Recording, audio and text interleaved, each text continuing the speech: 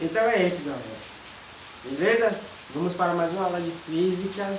E hoje nosso tema é assim, eu vou direto ao ponto. E hoje nosso tema é cinemática. Vamos dar introdução a esse conteúdo. E antes de entrar nesse conteúdo, vamos conhecer um pouco mais a física para a gente compreender por que começamos a nos aprofundar na física através de cinemática. Vamos lá? Então, é o seguinte, a física, ela deu início, assim como outras áreas da ciência, nas civilizações antigas, né? A física não foi formada atualmente, na nossa idade contemporânea. Isso já vem desde dos indianos, dos egípcios e dos gregos. Os gregos têm muita influência na física, que ele fazia muitos estudos sobre os astros, né? O movimento dos corpos celestes dos planetas. É tanto que dentro desses nomes aqui, de planetas e tantas outras coisas, a influência é muito grande na mitologia grega e de outras civilizações também. E os gregos começaram a se inteirar na física através do estudo dos movimentos. Então já dá para entender que cinemática ela trabalha com movimentos, né? Então, a física é dividida em dois grandes, vamos dizer assim, blocos, né? Grupos. Que é a física clássica e a física moderna. A física moderna, vocês estudam geralmente no final do terceiro ano do ensino médio. Já a física clássica, vocês estudam no primeiro e no segundo ano. Então, vamos iniciar estudando a física clássica. Futuramente, vocês estudarão a física moderna. Então, a física clássica é dividida assim, ó, em mecânica, termologia, óptica, ondulatória e eletricidade. No primeiro ano, vocês estudam, geralmente, os livros didáticos do governo é separado assim, né? E no primeiro ano, vocês estudam a mecânica, segundo ano, terminologia óptica e ondulatória, e terceiro ano, eletricidade, junto com física moderna, né? Eletricidade junto com física moderna no terceiro ano. Isso significa que alguns livros possam mudar, sim, mas na maioria das vezes é subdividido dessa forma. Quando eu estudei foi assim e o livro de vocês atualmente estão separados nesse formato. Então, o primeiro ano se cabe estudar só a mecânica. Então, o que é que a mecânica estuda? A cinemática, a dinâmica e a estática. Então, veremos na aula de hoje cinemática, ok? E nas próximas duas aulas, se não me engano, faremos vídeo aula sobre cinemática. Então, vamos iniciar compreendendo os conceitos, elementos que constituem a cinemática para ir nos aprofundando cada vez mais. Então, a primeira coisa que vocês têm que ter compreensão é de movimento e repouso, né? É meio trivial. Isso talvez todo mundo saiba, que é movimento e repouso, mas é bom só comentar para fixar. Então, movimento é a mudança de posição no decorrer do tempo, em relação a um dado referencial. Então, eu não consigo dizer se algo está em repouso ou em movimento se eu não der um referencial a ele. Quer ver um exemplo? Eu falo que esse motorista aqui está dentro do ônibus, ele está em movimento, junto com os passageiros. Aí eu pergunto, o motorista e os passageiros estão em movimento? Fica meio vago só perguntar isso. Eu tenho que dar algum referencial. Se eu falar que o meu referencial ao motorista for o rapaz que está fora do ônibus, sim, o motorista está em movimento. Mas se eu pergunto, o motorista está em movimento em relação ao próprio ônibus? Claro que não, né? Porque o ônibus ele está na mesma velocidade por fazer parte do ônibus e motorista. Então a distância entre eles dois não aumenta ou não diminui. Então, o motorista em relação ao ônibus está em repouso. E o motorista em relação ao rapaz fora do ônibus está em movimento. Então, o conceito de repouso e movimento, tudo depende do referencial. Ok? O que mais esse conceito? Aí, toda vez que vocês falarem móvel, não é específica um tipo de partícula que estará se deslocando. Isso se refere a qualquer corpo em movimento. Quando se fala móvel em física, qualquer corpo que esteja em movimento. Okay? Se é só outro objeto que se chama de móvel, estou considerando ele como um corpo em movimento. Outros dois conceitos interessantes e fáceis também. Ponto material ou partícula. Ou corpo extenso. Vamos lá. Ponto material. Desprezando-se suas dimensões, temos como exemplo um carro viajando de Flórida a Curitiba. a distância é muito grande, né? E aí se você visualizasse essa distância através do satélite, você vai ver que o carro era pequenininho. Mas eu tenho um exemplo melhor aqui para vocês visualizarem, diferenciarem ponto material e corpo extenso. Vamos aos exemplos aqui, ó.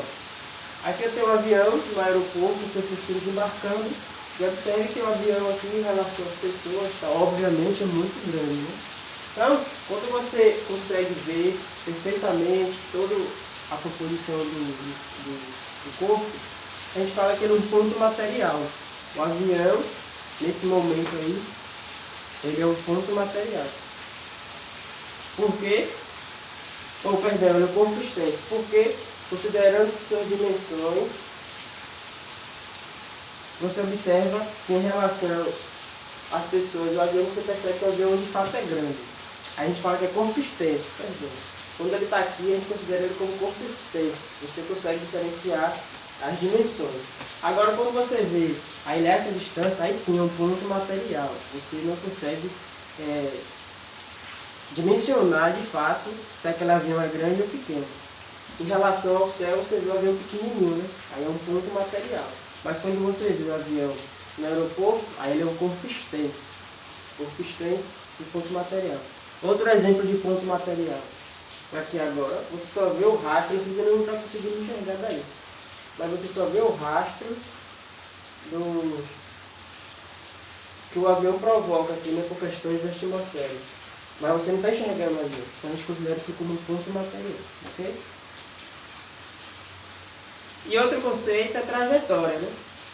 Quando você vê um carro caminhando na estrada de terra, você vê a marca dos pneus. Ali a gente chama de trajetória, um tipo de rastro do móvel. Aqui é um bom exemplo de mostrar a trajetória do avião, né? Se não tivesse essa fumaça aqui desse quadrilho de fumaça, talvez você não soubesse qual foi o percurso dele. Mas como ele deixou, você sabe que a trajetória dele aqui não é retilínea, é curvilínea. Já nesse outro exemplo, a trajetória dele é retilínea. Então a trajetória depende do que o corpo está fazendo ao se deslocar. Outro conceito é chamado de trajetória. Outro conceito importante é a posição do objeto. Então observe que nas estradas, todas as vias rodoviárias têm umas placas que posicionam, né, para você se localizar em que parte da estrada você está. A mesma coisa aqui. E aí, quando você vai interpretar uma questão, entenda, você tem que considerar o ponto de partida sempre a origem. Então imagine que você está em casa, e aí quando estávamos fora desse período atribulado que estamos passando agora, mas quando você estava indo para a escola, então sua casa era a origem do movimento, então era o marco zero, e aí você ia para a escola, ok? Então você saindo da sua casa para a escola e você se movimentando, né, se distanciando. Depois vocês teriam que retornar para a casa de vocês. Então aí você está retornando para a origem. Então você vai, chega em dada posição que você quer fazer seu objetivo, que é para a escola, ir ao mercado, ir ao show, ir à TV, e ao final de tudo você retorna para a origem. Isso em física é importantíssimo. Então, a cada momento que você está distante da origem, no exemplo da sua casa, você vai marcando a distância. Tipo se aqui o zero fosse a posição da sua casa, então aqui o móvel, seu pai levando você de carro, seria 10 metros. Depois 20 metros, depois 30 metros, e assim vai, até chegar ao seu destino. Depois vocês teriam que retornar. Então esse conceito de ir e voltar, a física é importante, tem que saber diferenciar um do outro. Então aqui um exemplo, ó. Toda rodovia é sinalizada com essas placas, para vocês se posicionarem. Todas as rodovias. Quando vocês ouvirem a palavra posição, lembre dessas placas de sinalizações aqui. Outro exemplo, aqui é a origem do movimento. Você padronizou que ir para a escola é positivo. E aí se você fizer algum movimento contrário, aí você ir na casa do coleguinha, que é totalmente diferente. Ir para a escola é nesse sentido, então eu considero que para lá é positivo. E a casa do coleguinha está para cá da minha casa. Então a escola está para lá e a casa do coleguinha está para cá. Então você considera que esse movimento para lá é positivo, a sua casa é a origem e por esse movimento para cá é negativa. Na física tem isso. Por que eu estou falando isso? Porque não existe distância negativa. Isso aqui é apenas uma forma de você se posicionar no ambiente, na natureza, para facilitar em cálculos. Então, quando você vê uma distância negativa, só está indicando que ele está totalmente em uma posição diferente, como você padronizou como positivo. Então, para a escola, ir para a escola é um sentido positivo, ou fazer o movimento oposto é sentido negativo. Em cálculos isso faz mais diferença, né? Outro conceito é a questão de velocidade, né? Quando você está se deslocando, indo para a escola, está saindo de sua casa e está indo para a escola, você está fazendo um movimento progressivo, já que você padronizou para lá é sentido positivo. Agora, quando você faz o retorno para sua casa, você já foi para a escola, terminou o horário de aula, agora você vai retornar para sua casa. Você vai fazer o movimento contrário. Então a gente chama isso de movimento retrógrado, ok? Ir para a escola, botei indo para a escola, 7h30 da manhã tem que estar lá, né? Cheguei na escola. Movimento progressivo. Deu 12h50 e tem que voltar para casa. Aí você vai fazer o movimento contrário.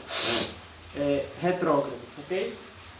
Aí para simbolizar esses dois tipos de movimento, o progressivo, a velocidade é positiva, progressivo. E o retrógrado, o sinal da velocidade é negativo. Então, toda vez que fala negativo e positivo, a velocidade quer dizer isso, é o sentido em que você está no movimento. Você está se distanciando ou se você está retornando. Apesar de retornar também no movimento progressivo, retrógrado. Mas, de característica para a compreensão didática, entenda isso. Negativo é sentido contrário, positivo são sentidos diferentes, ok? Vamos aos exemplos, mas aqui ainda é conceito, não é mais conceito. Deslocamento, a gente já está começando a construir uma fórmula que vocês todos conhecem, né? Deslocamento, aí a gente vai ter que diferenciar agora, que é deslocamento e distância percorrida. No nosso exemplo aqui, eu tenho um móvel, que ele vai sair, uma partícula, o móvel vai sair da posição -2, vai percorrer, vai passar pela origem, vai chegar na posição 6 metros e depois vai voltar para o destino dele. Imagine assim, você sai da sua... Você estava na casa de algum parente, e aí passou em frente à sua casa, que é a origem, depois foi na casa da tia, e depois foi na casa da avó. Então você foi e voltou. Isso em física há uma diferença, né? Se eu pergunto qual é o deslocamento, só me interessa da onde você saiu e onde você parou. O que você fez nesse trajeto aí pouco me interessa. Não me interessa o início do movimento, da onde você saiu e onde você chegou. Vocês vão entender agora, já. Então, ó, o que é que meu deslocamento diz?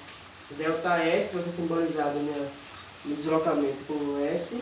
Então, ΔS quer dizer uma variação em que eu vou fazer uma subtração da posição final para a posição inicial. Então, minha posição final foi de quanto?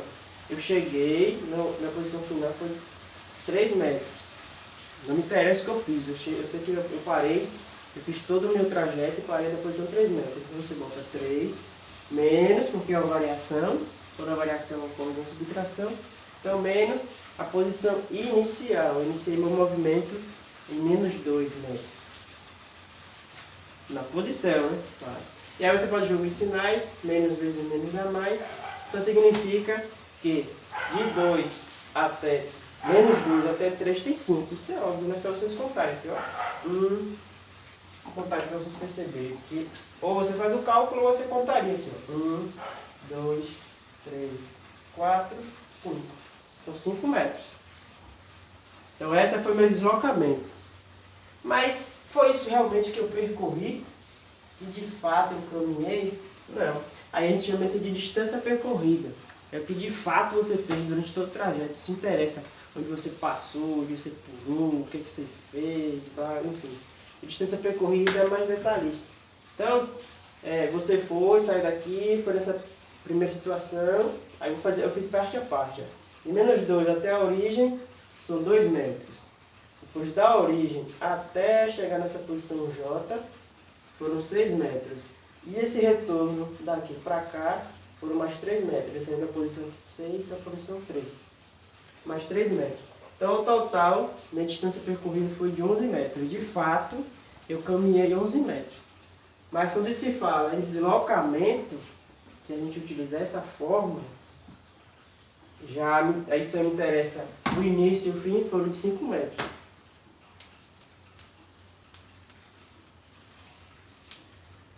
Veja que diferença, né? Repare que essa caminhada que ele faz aqui, ó, só para essa parte que ele vai aqui depois volta, que corresponde a 6 metros, não inclui no cálculo. Aqui se traduz como se você só tivesse andado 5 metros. Mas por isso que tem que saber diferenciar, né? Deslocamento para a distância percorrida, ok? Tranquilo, né? Acho que deu para compreender. Deslocamento me interessa o início e o fim. E a distância percorrida é todo o trajeto, com o que eu fiz realmente durante todo o meu percurso. Aí está aí a fórmula de deslocamento, que a gente vai usar muito. Ela, ΔS igual a S menos S. O que é que significa cada um? Deslocamento escalar, posição final do móvel e a posição inicial do móvel. Posição final menos posição inicial. Que foi o que a gente fez aqui. Nosso exemplozinho aqui. Tudo isso já conceituei, né? Deslocamento, trajetória, distância percorrida, o que mais que a gente viu também? O que é móvel, o que é corpo extenso, ponto material. E aí chegamos ao conceito estudado bastante, demais, na física, através de muitos esportes, que é a velocidade. Então observe que aqui eu tenho uma linha de velocidade que compara alguns animais e objetos meio de transporte, né? Que mostra aqui que a unha cresce muito lentamente, mais lentamente do que uma lesma andando. Eu tenho também aqui uns golfinhos, eu tenho uma pessoa caminhando, tenho aqui o nadador Michael Phelps, aquele cara que bateu recordes e recordes na natação. Tenho o jamaicano Bolt, que aqui está sugerindo que ele corre mais do que uma chuva caindo, né? Então significa que se ele começasse a correr e a chuva começasse a cair, ele ganharia para a chuva. Segundo está aqui, né? E aí a gente pode debater sobre isso, se de fato ele, a depender da chuva, provavelmente ele não é tão rápido assim, mas aqui está sugerindo que é. Então, não significa que a chuva é uma velocidade fixa, né? Então o Bolt, o cara que bateu muitos recordes também no seu esporte, assim como o Michael Phelps. Temos também aqui alguns animais, né? O guepardo, que já foi considerado o animal mais veloz do mundo. Temos aqui o cavalo. Temos o meio de transporte mais rápido do mundo, que é o trem-bala japonês. E assim vai, né? Observe que é uma linha crescente aí de acordo com os objetos. E aqui no finalzinho temos a velocidade da luz, que é, vamos dizer assim, a partícula, assim, a onda eletromagnética, que a gente pode datar como algo mais veloz que a gente se conhece na natureza, é a velocidade da luz. Não tem mais nada. Até então,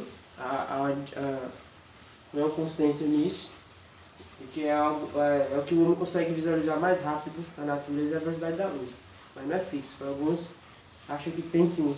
Tem algo ainda mais veloz que a luz, só quando não descobrir. Mas enfim, esse é o debate para quando chegar em física moderna. A gente vai estudando física clássica. Então, como é que eu calculo então, a velocidade de um móvel? Utilizando essa fórmula, que é tão conhecida como velocidade média. A velocidade média é a divisão do deslocamento pelo tempo que esse móvel levou para se deslocar. Isso aí é bem comum, né? A velocidade média basta você dividir a distância que você se deslocou pela variação do tempo. Então vamos para a prática, que é melhor. Quando a gente trabalha com unidades e medidas, tem que estar sempre atento a isso, né? Porque deslocamento tem várias unidades de medidas. Tem quilômetro, tem hectômetro, tem decâmetro, tem metro, tem centímetro, tem milímetro. Tempo, a mesma coisa. tem segundos, tem minutos, tem horas. Então você tem que se situar. Geralmente utilizam muito na física ou metros por segundo, que é a unidade de velocidade no SI, ou quilômetros por hora. Por que é que utilizam bastante isso? Porque em alguns países, aquele marcador de velocidade dos carros mostra em metros por segundo. Já em outros países, como é o nosso caso aqui no Brasil, o velocímetro marca em quilômetros por hora. Então não acho que todo mundo, todos os países que utilizam o velocímetro como quilômetro por hora, não é. Existem esses dois aqui, ó. Países que são países ingleses, se não me engano, utilizam metros por segundo. Então, quando um carro é comprado mesmo em outro país, que utiliza metros por segundo velocímetro, antes de ele chegar no Brasil, há essa mudança, né? Para você não ficar doido quando você estiver dirigindo. Então, como é que faz essa alteração? Se você transformar de metros por segundo para quilômetro por hora, você multiplica por 3,6. É um cálculozinho simples que eu depois posso demonstrar. E se eu quero transformar de quilômetro por hora para metro por segundo, você divide por 3,6. Tranquilo isso aí, né? Conversões de unidade de medida. Se trabalha muito isso em matemática e unidade de medida. Ok? E aí, através da nossa fórmula de velocidade média, a gente consegue construir gráficos. Eu consigo construir gráficos para demonstrar meu movimento. Então, se eu quero demonstrar meu movimento através de gráficos, eu consigo sim. Só que aí eu tenho que desdobrar a fórmula de velocidade média. Então, a nossa fórmula de velocidade média é variação do espaço sobre a variação do tempo, ok? Então, como é que eu consigo transformar essa fórmula para... Então, vamos lá. Velocidade média é igual a S final menos S inicial. Mesma coisa eu faço com o tempo. Tempo final menos tempo inicial, que é a variação. Quando a gente está analisando e queremos transformar isso para uma função para observar no gráfico, entendemos que sempre partiremos do pressuposto que o cronômetro, quando você for analisar o movimento, ele será zero. Ok? Então, toda vez que eu for analisar no meu gráfico, eu vou partir do pressuposto de análise em tempo zero.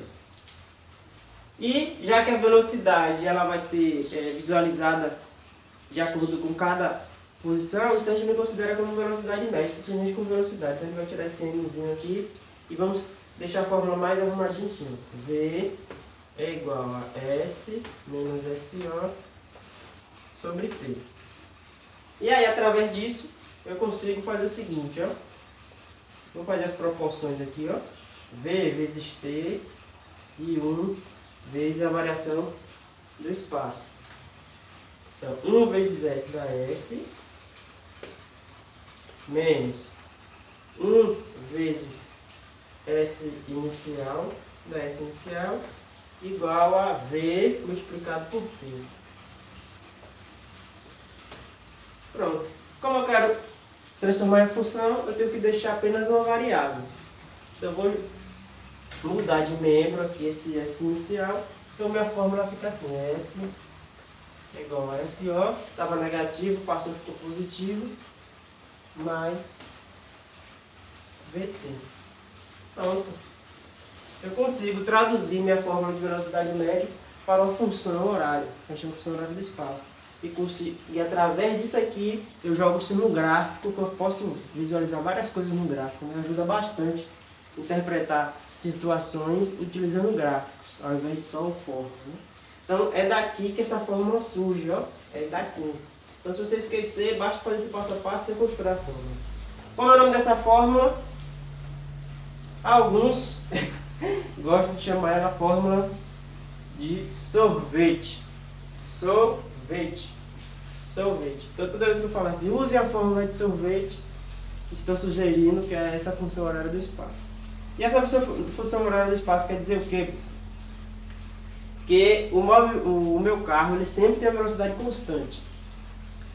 E aí você desconsidera, né, que ele vai sair de 0 km por hora para 5 km por hora, para depois chegar a 80 km por hora e estabilizar um pouco, né?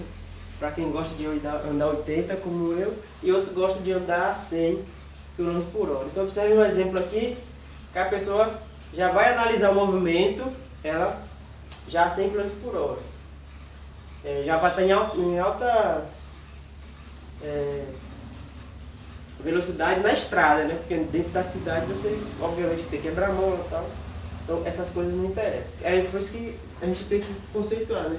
Que velocidade média, ela não interessa o que você fez durante o trajeto. Se eu digo que a velocidade média daqui para Camaçari é 80 km por hora, eu estou desconsiderando que o ônibus para pegar passageiro, que está dentro da cidade que tem quebra-mola, não pode passar de 80, de 40, de 30 dentro da cidade. E aí sim, quando chegar na estrada, em vias como a BA, você pode sim aumentar a sua velocidade. Então a velocidade média indica, você fala que é 80 km por hora, significa que passou um pouco, né? Foi a 100, a 110 e também ficou abaixo. E aqui na nossa função horária do espaço, a gente vai analisar um ponto, né? Qual era a velocidade. Como eu estou considerando aqui, a velocidade toda dele é constante.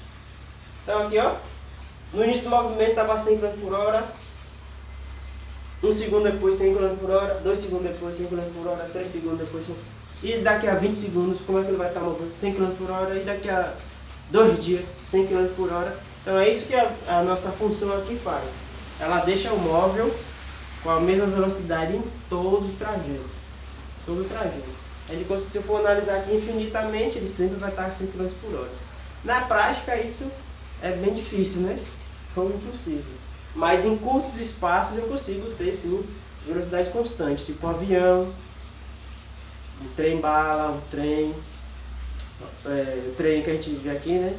Nas cidades, o trem-bala japonês, chuva, o paraquedista caindo, com seu paraquedas aberto. Então, em algumas situações, em períodos pequenos, eu consigo ter uma velocidade constante, mas por um longo tempo é bem difícil, né? É bem difícil. E aí, quando a gente considerar a velocidade constante, damos o nome a esse tipo de movimento uniforme. A velocidade sempre é a mesma. Eu acho que já falei tanto isso, né, que acho que fixou, né? Velocidade sempre é a mesma, não variando, a gente chama de movimento uniforme. Acho que a gente tem alguns exemplos para trabalhar um pouco com isso. Então vamos lá.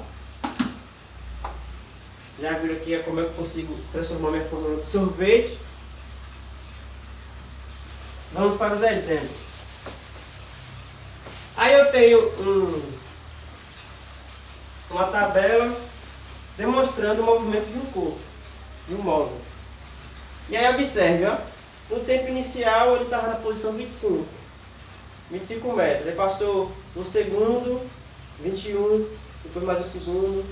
Observe que a distância está diminuindo. Interpretando, se a distância está diminuindo, ó, 21, 17, 13, significa que ele está retornando para a origem.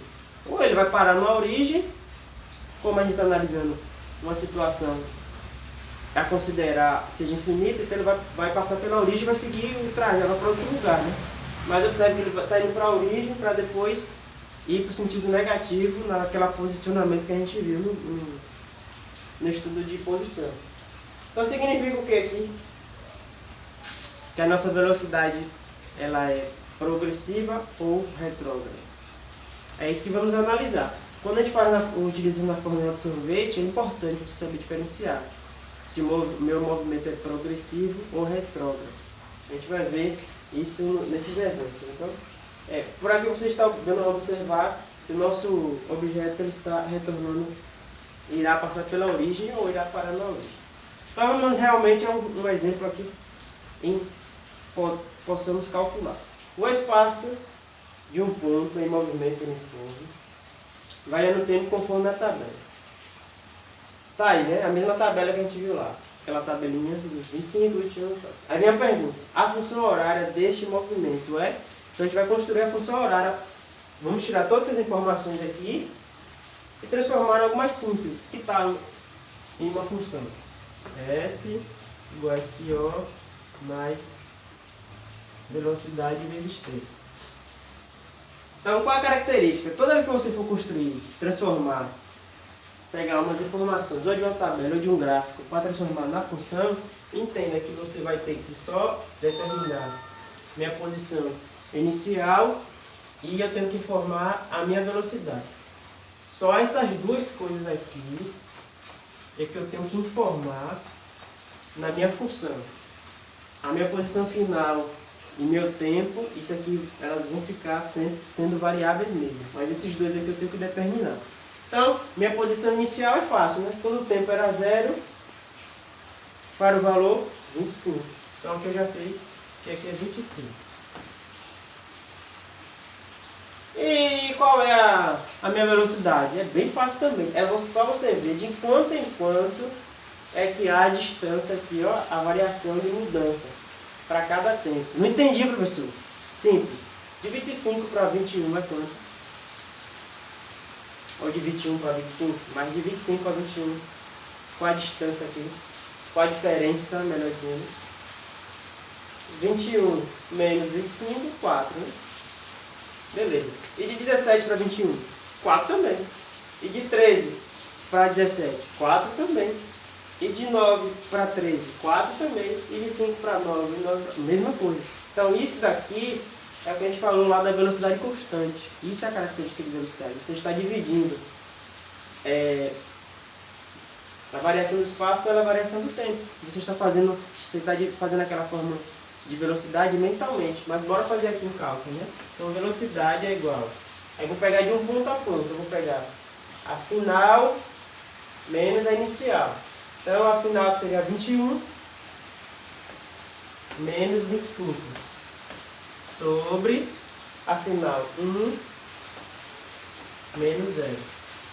Então minha velocidade seria menos 4 dividido por 1 é igual a menos 4. Por que dá menos 4? Porque estou retornando à origem, ó. Está diminuindo, está diminuindo. Então entendi o que significa isso. Já poderia até perguntar aqui também, né? Se o movimento é progressivo ou retrógrado? Retrógrado, ó. A velocidade dele aqui é negativa. O que significa velocidade negativa? Porque ele está fazendo um movimento contrário, né? Oposto ao ponto referencial, um dado referencial. Então minha velocidade aqui é negativa, então aqui vale menos 4. Então como é que fica a minha fórmula? Que a pergunta é essa. Minha fórmula não, minha função horária. Como é que fica a minha função horária desse movimento? S, como eu falei, não informo. Aí eu tenho que só dizer o espaço, que é 25. T0, quando o tempo era 0, qual era a minha 25. A velocidade que eu encontrei aqui, de quanto em quanto aqui está aqui? De 4 em 4. Como é decrescente, então é menos 4. E boto o T. Pronto. Respondido. A função horária desse movimento é S igual a 25 menos 4T. Lembrando que é menos porque está em ordem decrescente. É só para simplificar, falar uma forma mais didática, né?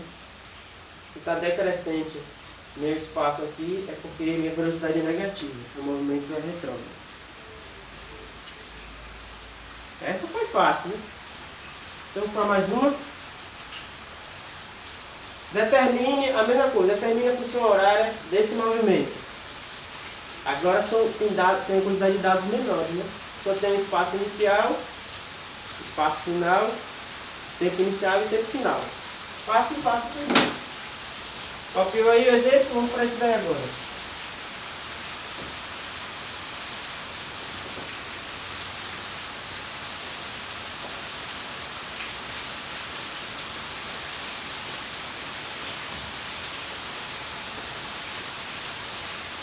Vamos lá? Então minha função horária é sorvete. Aí eu preciso descobrir qual é a minha posição inicial, da onde foi que o carro partiu. Eu iniciei de 30 km. Então, meu espaço inicial é 30 km. E eu preciso saber o que também? A velocidade. Para eu transformar dadas as informações da minha função horária, basta descobrir essas duas coisas. Aqui eu não sei. Vou descobrir aqui, ó. Vou fazer aquela fórmulazinha, ó. Velocidade é igual a ΔS sobre ΔT. Então, qual é o espaço final? 190 menos o inicial, 30, sobre tempo final, 2 horas, menos 0. 190 menos 30, isso aí. 160 dividido por 2, que é igual a 80 km por hora. Então minha velocidade aqui é 80 km por hora. Por que 80 km por hora? Porque o espaço está em quilômetros e o tempo está em horas nesse óbvio. Com isso agora eu consigo construir minha fórmula aqui, ó, minha função horária. S é igual a 30. Agora deu positivo, ó, porque está crescente. Eu estava na placa 30, passei para 190. Então é um movimento progressivo, então é positivo. Vezes tempo. Pronto, está aí minha função horária. Só isso. Por que aqui foi positivo? Porque eu parti de uma posição menor para uma posição maior. Se fosse o contrário, se aqui fosse 190, T0 fosse 190 e aqui fosse 30, aí seria o contrário, aqui seria menos 80. Simples assim. Copiou, 3 segundos, 1, 2, 3, pronto. Próximo exemplo. Pronto, isso daí é o que é mais comum cair em exercício para vocês.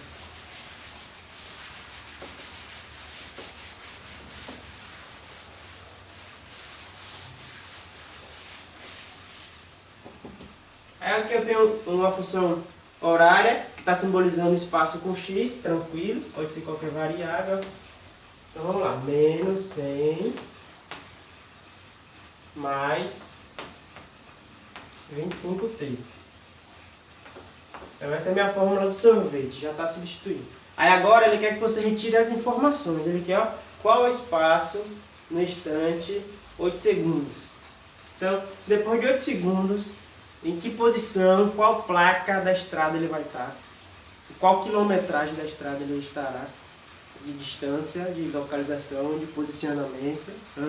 Aí você vai substituir esses 8 segundos na fórmula.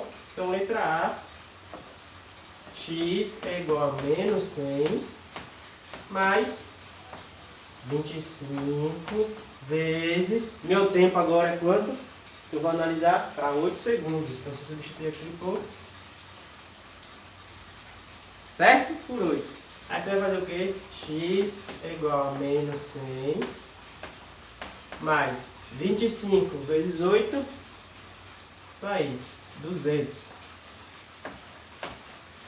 E aí menos 100, que já é da própria questão, mas então será de 100 metros. Como é que eu sei?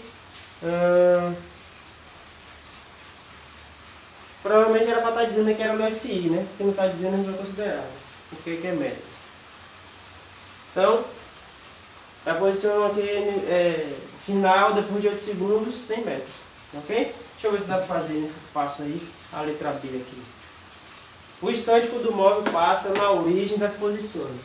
Não, bora apagar para não bagunçar. Então, vou fazer a letra B, né? Eu vou apagar aqui a letra A e vou deixar fora.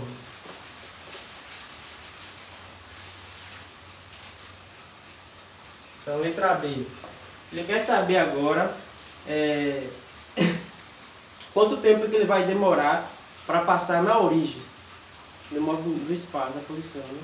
Ele estava aqui no menos 100, está retornando. A origem se considera como uma casa e está retornando para casa. Então você vai pegar a fórmula e vai substituir o S por 0. Ele vai passar na casa. Então o S aqui está simbolizando por X. Então bora botar aqui, X igual a 0. Toda vez toda vez que pedir para vocês determinarem o instante que o móvel vai passar pela origem, significa que o meu espaço final é zero. Toda vez que tiver essa questão, pode botar espaço final é zero e resolver. Sempre vai ser assim. Então, eu vou substituir aqui por zero. Ó. Então, zero é igual a menos 100 mais 25t. Pronto, isso aqui virou a equação do primeiro grau. Vou passar esse 25t para cá, é mais 25. Vai ficar menos 25t igual a menos 100. E aí, como o 25 está multiplicando t, vai passar dividindo, né?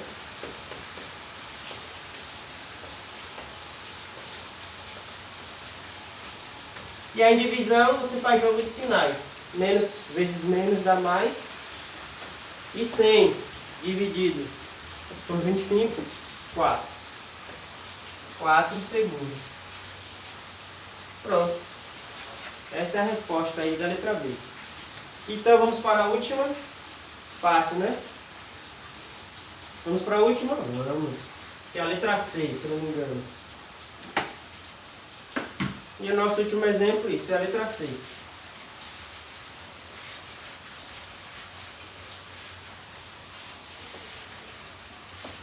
E a letra C, informe se o movimento é progressivo ou retrógrado. Como é que eu vou saber isso?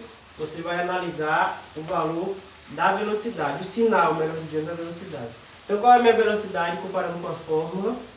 Minha fórmula é S igual a SO mais VT, a fórmula do sorvete. Então, comparando aqui, ó, quem que está multiplicando a velocidade sempre vai ser... Quem está sempre multiplicando o tempo, sempre será a velocidade. Então, a velocidade aqui é mais 25 metros por segundo. Se minha velocidade aqui é positiva, então o movimento é progressivo.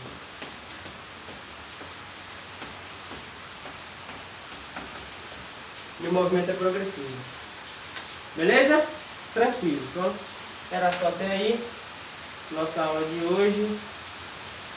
E aí, para nós finalizarmos, lembre-se de uma coisa, que cinemática, a parte inicial, sugere e é sugestivo, e é de fato a realidade, vem de cinema, que é uma palavra grega cinema. E cinema quer dizer movimento. Então, no cinema, uma cena é formada por vários fotogramas do filme em movimento. Então, você lembra aquela filmagem quando passa os caras com aquele negócio redondo, fica girando assim, e aí fica passando a tela em preto e branco, né? Como era antigamente o cinema. Então, cinemática é sugestiva a cinema, né?